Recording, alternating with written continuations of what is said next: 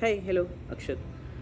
So basically आज मैं ऐसी चीज़ों के बारे में बात करूँगा जो एग्जिस्ट करती हैं एंड शायद करेंगे भी, बट उनका एग्जिस्टेंस हमारे एग्जिस्टेंस पे असर कैसे डालता है एंड उस चीज़ों को बैलेंस कैसे करना है, फिर संभालना कैसे है, उस चीज़ के बारे में मैं अपना पॉइंट ऑफ व्यू रखूँगा।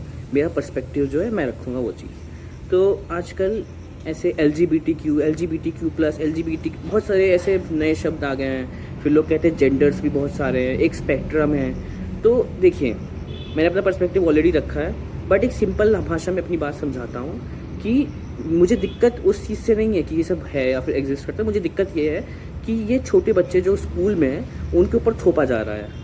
ठीक है, पहली बात तो ये उनके ऊपर थोपना चाहिए ना, उनको सिखाना चाहिए इन चीज़ों के बारे में जो है, या फिर कोई बच्चा एक्सपीरियंस कर रहा है उस चीज़ को ऐसे सिखाना चाहिए कि अगर तुम्हें लग रहा है वो चीज़ तुम्हारे साथ हो रही है तो अपने पेरेंट्स को बताओ और फिर तुम डिस्कस करो उस चीज़ को, फिर एक्सप्लोर करो। सबको नहीं बताना है एंड पता चल जाता है, बेसिकली पता चल जाता है। सच बात तो ये कि पता चल जाता है बचपन से ही कि कौन सा बच्चा किस चीज़ में उसकी रुचि है, बट उस चीज़ को उस बच्चे के ऊपर हावी नहीं होने देना है। मैं बताता हूँ क्या दिक्कत है। देखो, तो बेसिकली मैं देख रहा हूँ 14-14 साल की लड़कियाँ, 16 साल की लड़कियाँ, या फिर 14-14, 16-16 साल के लड़के ऐसे बोल लेते हैं कि मैं बाईसेक्सुअल हूँ, पैनसेक्सुअल हूँ, एसेक्सुअल हूँ, या फिर मुझे लड़के पसंद है, मुझे लड़कियाँ पसंद है, मुझे लड़कियों से ही प्यार होगा, लड़कों से ही प्यार होगा। तो भाई, for the love of God, मुझे एक बात बताइए कि तुमने प्यार एक्सपीरियंस ही कब किया? बताओ।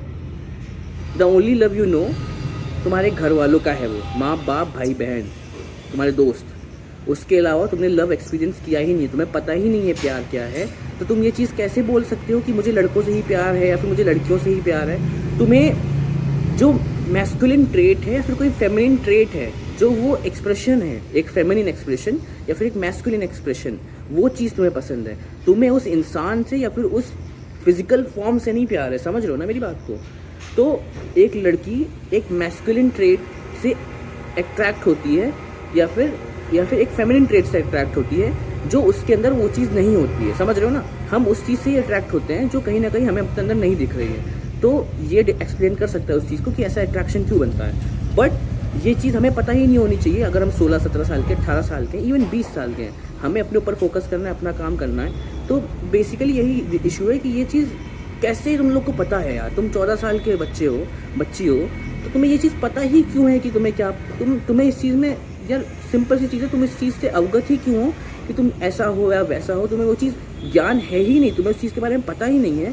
तुम कैसे बोल सकती हो कि मैं लेस्बियन हूँ या फिर मैं लड़कियों से प्यार करती हूँ, मैं बाईसेक्सुअल हूँ, या फिर जो भी हूँ, जो भी तुम लोग फैंसी वर्ड्स बना लिए हो ना आजकल। तो तुम्हें वो पता ही क्यों है? या फिर तुम उस चीज़ को बच्चों को क्यों बता रहे हो, क्यों सिखा रहे हो? तुम वो सब चीज़ें अपने तक रखो ना। वो तुम्हारा फॉर्म ऑफ एक्सप्रेशन है, तुम्हारा तरीका है दिखाने का। तुम 30 साल के हो, तुम 40 साल के हो, तुम्हारी एज आ चुकी है, तुम उस चीज़ को एक्सप्रेस कर सकते हो। तुम्हारे पास फ्रीडम है, तुम्हारे पास फ्रीडम ऑफ थॉट है। तुम उस चीज़ में खो नहीं जाओगे, या फिर उस चीज़ को लेके तुम ऐसी हरकतें नहीं करने लगोगे कि यार नस काट लिया, या फिर ये हो गया, लड़की मुझे पसंद है, या फिर किसी का नाम लिख लिया। टॉक्सिक फैंडम है ये चीज़, टॉक्सिसिटी फैला रहे हो तुम ये चीज़ करके, अपने लिए भी और जो आने वाले बच्चे हैं उनके लिए भी।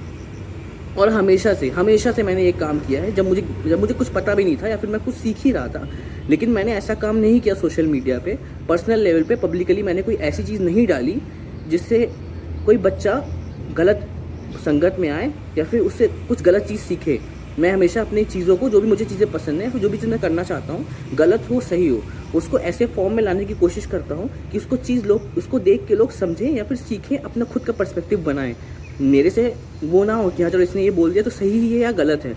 मैं यही चाहता हूँ कि कोई चीज़ को देखे तो खुद से अपना दिमाग लगाए, अपनी चेतना लगाए कि ये सही है या फिर गलत है, अपना दिमाग खुद से लगाए। ये है मेरा मेन एम। ये वीडियो बनाने का भी यही है मेरा, कि इस चीज़ को समझो और सोचो कि भाई ये चीज़ मैं अगर सोच रहा हूँ, मुझे किसी पे क्रश आ रहा है या फिर मुझे कोई चीज़ कोई पसंद आ रहा है, तो क्यों आ रहा है, मुझे उसकी क्या चीज़ पसंद आ रही है, या फिर मुझे ऐसा क्या प्रोवाइड कर दे रहा है वो जो मेरे पास ऑलरेडी नहीं है। अगर तुम्हारे पास ऑलरेडी है तो भाई वो सिर्फ एक फिजिकल अट्रैक्शन है, उसको तुम जिसमें भी मिट्टी तोप दो या फिर सोना लगा दो कि हाँ नहीं मुझे पसंद है, मुझे क्योंकि मुझे ये प्रोवाइड कर रहा है, वो हो रहा है नहीं।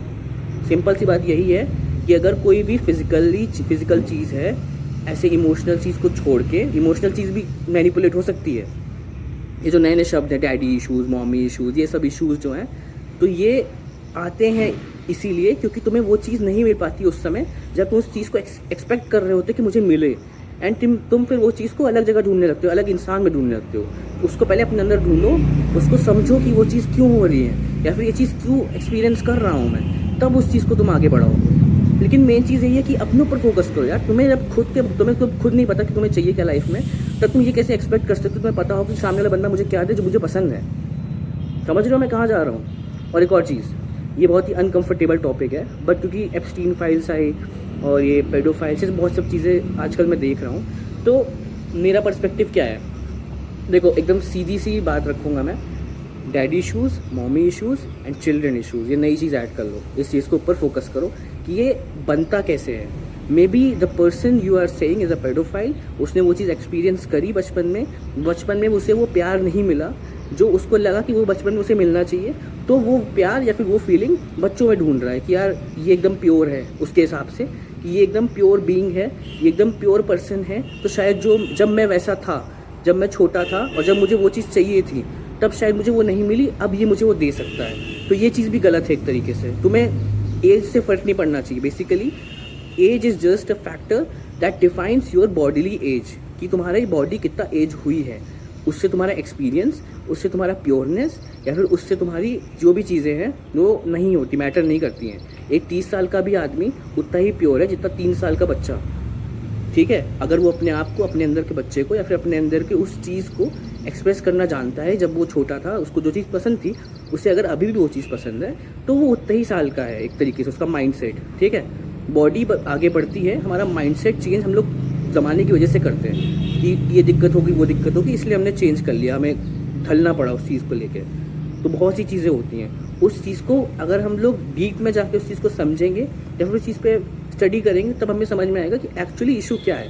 मैं भी ऊपर से बता रहा हूँ, मैंने किसी पे एक्सपेरिमेंट नहीं किया है, ना ही मैं किसी पेडोफाइल से पर्सनल लेवल पे मिला हूँ, ठीक है।